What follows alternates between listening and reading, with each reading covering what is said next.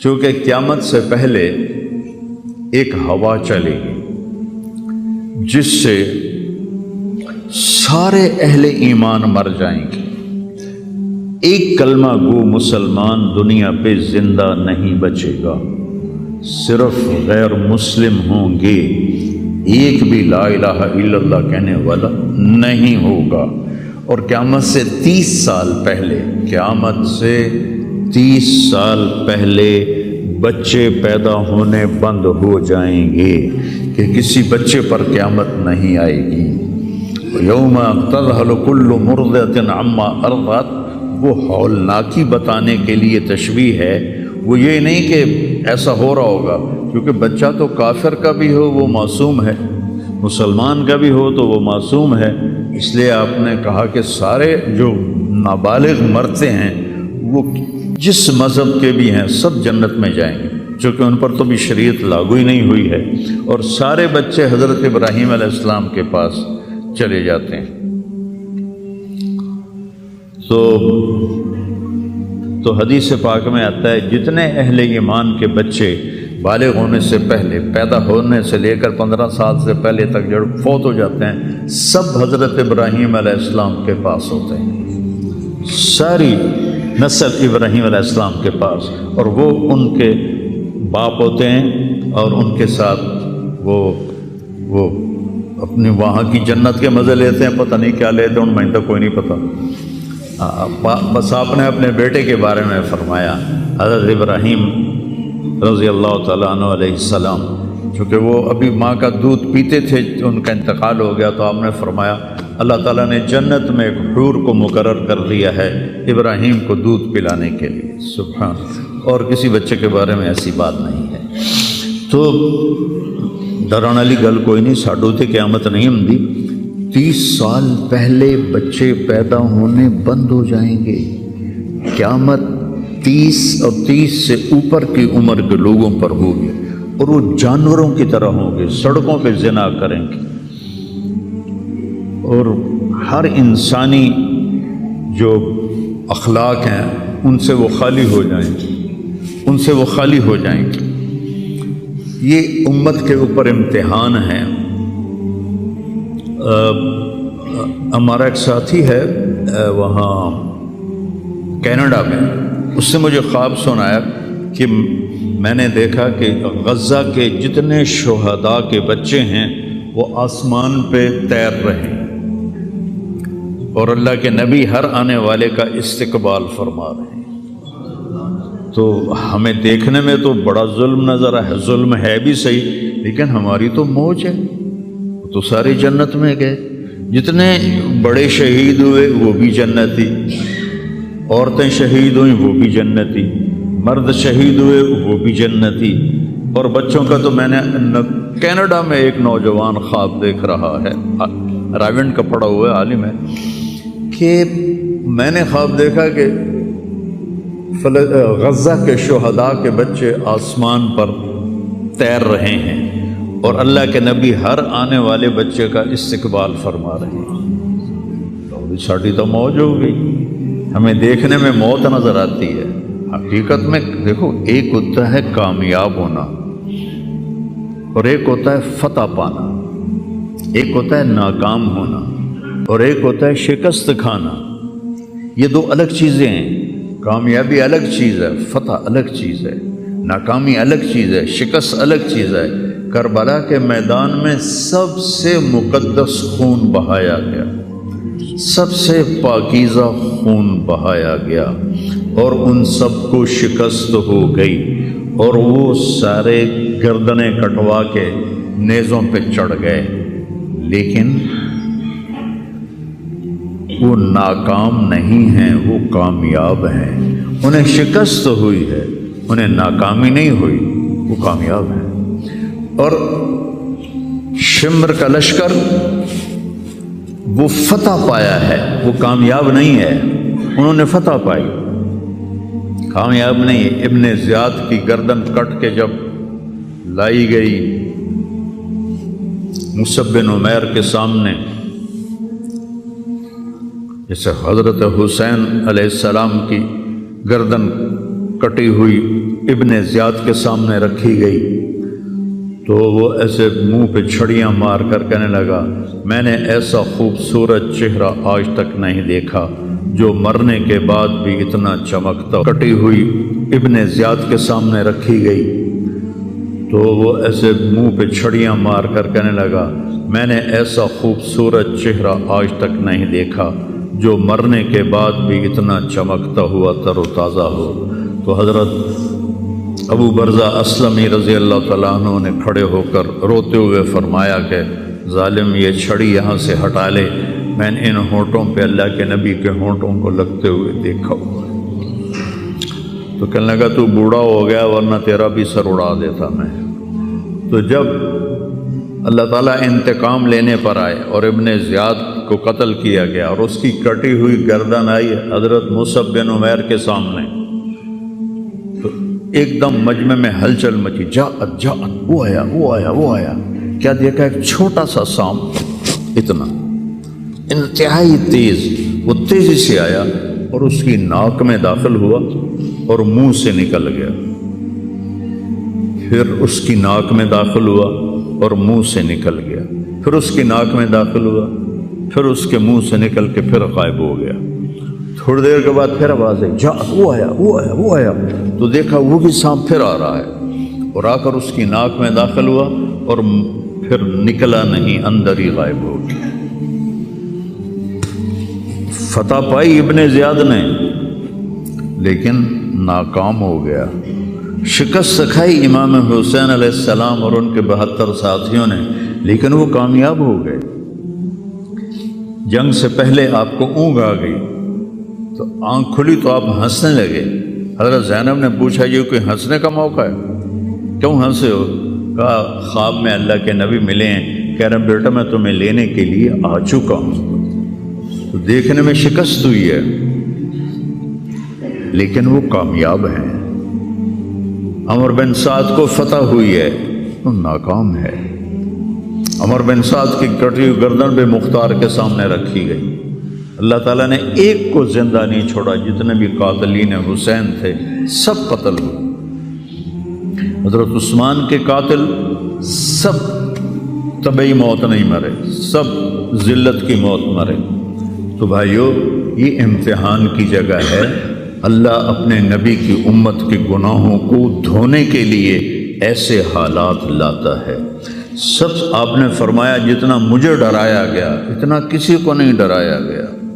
تو میں بتا رہا تھا ارض فلسطین یہ دوسری مسجد جو زمین پہ بنی 40 سال کے بعد وہ مسجد اقصی ہے. 4000 نبیوں کے باپ اور میرے نبی کے دادا ابراہیم علیہ السلام اس سرزمین میں تشریف لائے، وہیں آرام فرما رہے ہیں. اسحاق علیہ السلام، یعقوب علیہ السلام، داؤد علیہ السلام، سلیمان علیہ السلام، یحییٰ علیہ السلام، زکریا علیہ السلام، یہ وہ نبی ہیں جن کا قرآن میں ذکر ہے. اس کے علاوہ بھی سینکڑوں نبی ہیں جن کے نام نہ تاریخ میں ہیں نہ قرآن میں ہیں، جو اس سرزمین کے اندر ہیں. یہ محشر کی سرزمین ہے، یہ نبیوں کی سرزمین ہے. میرے نبی نے فرمایا ارض المنشر والمحشر، یہ محشر کی سرزمین ہے اور دوبارہ زمین سے باہر نکلنے کی سرزمین ہے. اور پہلا بڑا معرکہ روم اور صحابہ کے درمیان ہوا تھا فلسطین میں، اجنادین کے مقام پر جو آج رملہ کہلاتا ہے. رملہ کے قریب یہ روم کی تعداد 90,000 تھی اور صحابہ کی تعداد 30,000 تھی. اور خالد ابن ولید رضی اللہ تعالیٰ عنہ وہ لشکر کے امیر تھے. اس وقت وہ عراق میں تھے. جب حضرت ابو بکر صدیق کو پتہ چلا کہ جو 18 دن کا تھا اور ایک راستہ تھا جس سے لوگ آتے جاتے تھے وہ 2 مہینے کا تھا، تو حضرت خالد نے فرمایا میں اس صحرا کو پار کروں گا. لوگوں نے کہا ہم بھوک سے مر جائیں گے، پیاس سے مر جائیں گے. کہا جس لشکر میں رافع ابن عمیرہ ہو وہ لشکر ہلاک نہیں ہو سکتا. آئے اشاق گئے وعدہ فردہ لے کر اب انہیں ڈھونڈ چراغ رخ زیبا لے کر آئے تھے کچھ لوگ جو اللہ کو راضی کر کے دوستی لگا کے دکھا گئے، کب اپنی آنکھوں سے ڈھونڈ چراغ رخ زیبا، تمہیں نظر کوئی نہیں آئیں گے، مرد نظر آئیں گے، انسان کوئی نہیں نظر آئے گا، عورتیں نظر آئیں گی، انسان کوئی نہیں نظر آئے گا۔ تو فرمایا جس لشکر میں رافع ہو وہ لشکر ہلاک نہیں ہو سکتا۔ انہیں فرمایا ہمارے پاس پانی کا بڑا ذخیرہ ہے، ہم ہلاک نہیں ہوں گے، نہیں، ہمارے پاس رافع ہے، اور وہ شخص ہے جو کہے گا اللہ کرے گا۔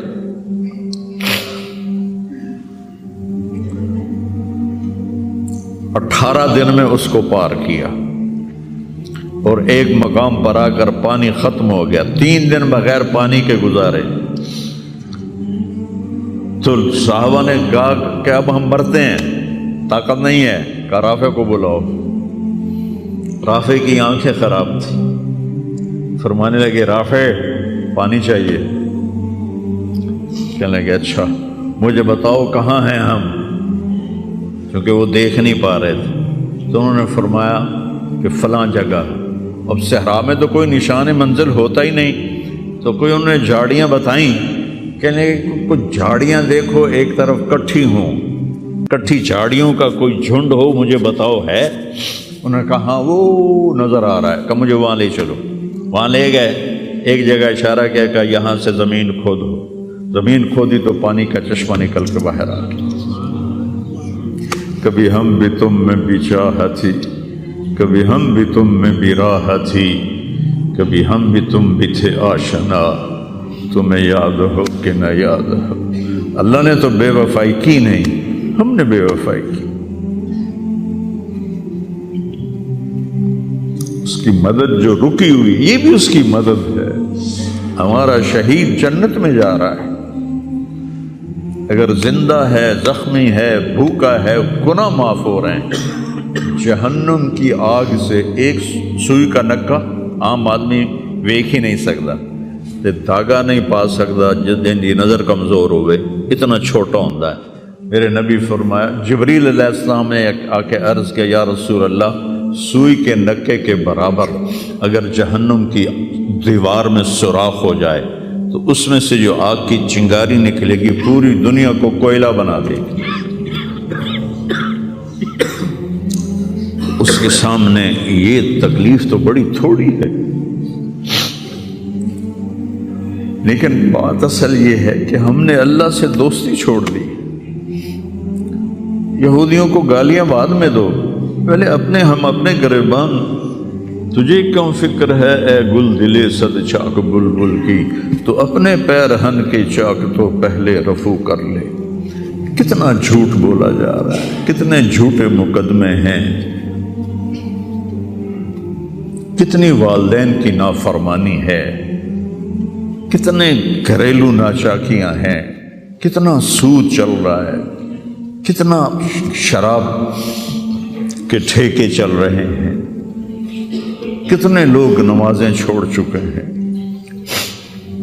صرف حکمرانوں کو میں کیا گلہ دوں، آج ہم سارے اس حمام میں ننگے ہیں۔ تو یہ اللہ کی رحمت ہے، اگر کسی کو اللہ نے اس امت کو اگر دنیا میں وہ جھٹکے دیتا ہے۔ مجھے ایک آیت بھی یاد آ گئی، دونوں کو حال بتاتا ہوں۔ ایک ہے جنہوں نے اللہ کو نہیں مانا، تو اللہ کہتا ہے ذرہم یأکلوا ویتمتعوا ویلہہم الامل فسوف یعلمون۔ میرے محبوب کرن دے انہاں نوں موج میلا، 4 دہاڑے انہاں نوں موج میلا کرن دے انہاں نوں میرے کول آون دے، ووڑ ویکھی میں کی کرنا، ٹھیک ہو گئی۔ ہمارے بارے میں کیا کہا، وَلَنُذِيقَنَّهُم مِّنَ الْعَذَابِ الْأَدْنَىٰ دُونَ الْعَذَابِ الْأَكْبَرِ لَعَلَّهُمْ يَرْجِعُونَ۔ میں تمہیں دنیا میں چھوٹے چھوٹے عذاب دوں گا، بڑا عذاب نہیں دوں گا آخرت کا۔ یہ غزہ کی جو تباہی ہے یہ چھوٹا عذاب ہے، یہ چھوٹی تکلیف ہے۔ دون العذاب الاکبر فیعذبہ اللہ العذاب الاکبر، یصل نار الکبریٰ، اور عذاب اکبر نار کبریٰ جہنم ہے۔ تو میرا اللہ کہہ رہا ہے کہ میں تمہیں چھوٹے چھوٹے عذاب دوں گا، بڑا عذاب نہیں دوں گا، تاکہ تم توبہ کر کے میری طرف آ جاؤ، اور جو مجھے نہیں مانتے انہوں نے چھٹی دیتے۔ جو بچہ اسکول میں پڑھتا ہے اسی کی حاضری ہوتی ہے، غیر حاضری ہوتی ہے۔ جو پڑھتا ہی نہیں تو اس کی کون حاضری لیتا ہے یا غیر حاضری لیتا ہے؟ اپنے بچہ کوئی غلطی کرے تو اس کو تنبیہ کی جاتی ہے، گلی کا بچہ کوئی کچھ کرے تو ہم نے کبھی دیکھا ہے کہ کیا کر رہا ہے؟ یہ امت میرے اللہ کی لاڈلی امت، اس وجہ سے نہیں کہ ایسے کوئی بڑے حاجی پارسا ہیں، اپنے حبیب کی وجہ سے، اپنے محبوب کی وجہ سے یہ امت اللہ کی لاڈلی امت ہے۔ اللہ ہمیں بھی بندر خنزیر بنا سکتا ہے، ہمیں کیوں چھوڑا ہوا ہے؟ تو گنبد والے کے لیے درود پڑھو،